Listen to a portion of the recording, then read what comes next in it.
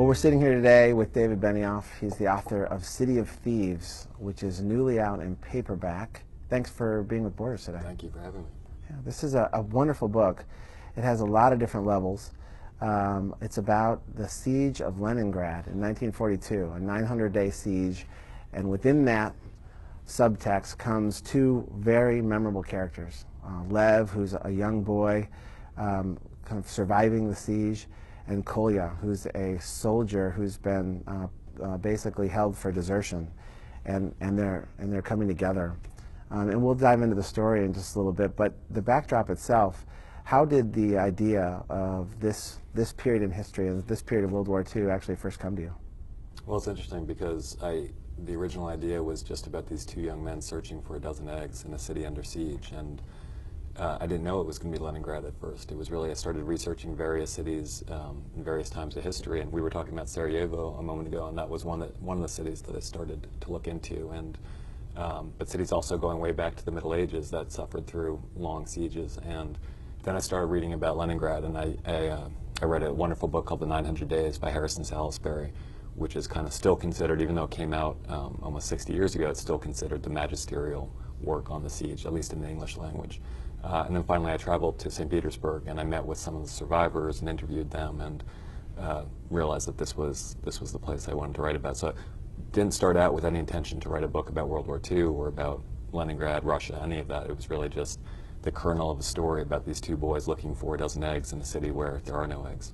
Sorry, where did the eggs thing come from you? Because that's just a wild start to the story. Yeah, I don't know. I mean, I hate to sound completely inarticulate about it, but I honestly don't know. And people have asked me, and they've said, well, you know, clearly the eggs are symbolic and everything else, and it's you know, eggs are often symbols of life or whatever else, but that wasn't the intent. You know, it was really, for me, it was more that eggs are incredibly fragile, and this is the coldest winter in Russian history, and not only are they fragile in terms of they break easily, but they also freeze, which renders them useless. So it was kind of the toughest thing to find, and that, for me, the challenge of the search was more important than whatever abstract symbolism the eggs might represent. So but again, yeah, it's a bizarre story, and it's just one of those things where I remember kind of where I was and when this idea first came, but it was 8 years ago, you know, and it took me a very, very long time to actually get the story down on paper. I had the first line back in 2000, you know, my grandfather, the night fighter, killed 2 Germans before he was 18, and then I couldn't write the second sentence or anything else really for years to come. So it was a long time. It was a lot of research and just figuring out in my head where things were going to go. Mm-hmm.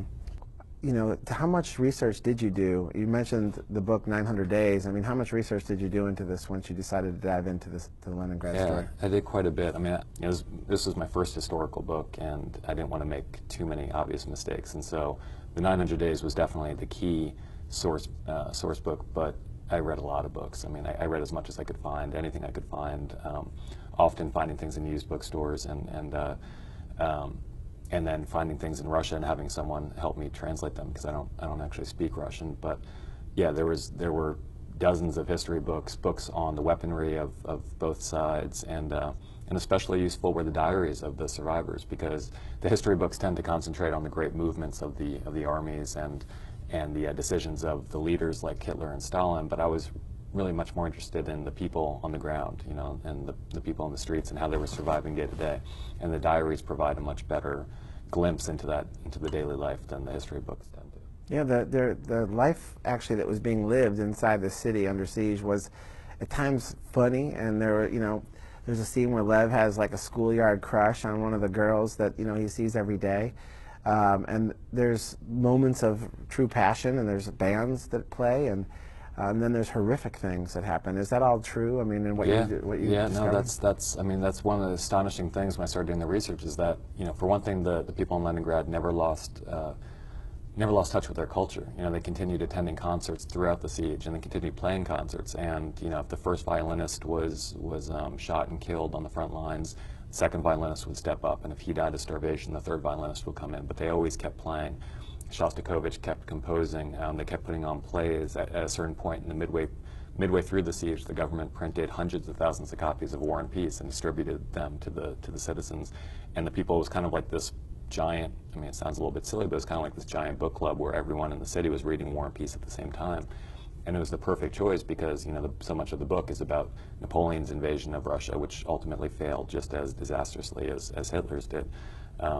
So they never lost touch with their culture. And then reading the diaries, you also see that there's that wonderful Russian black humor is constantly exhibited, and they never lost that. And, you know, I found it inspiring. Sounds like a cheesy word so often, but I found it truly inspiring in the sense that, you know, it wasn't just this kind of grim slog through the worst days of history. They were actually retaining their humor and their love for theater and music and everything else. And I didn't want the book to lack that, you know. And then purely just for, you know, as a writer who wants to write things that I would also like to read, I have a hard time reading books that completely lack humor because, you know, even certain great ones, I feel like they tend to get a little monochromatic, and, you know, you want some color in there.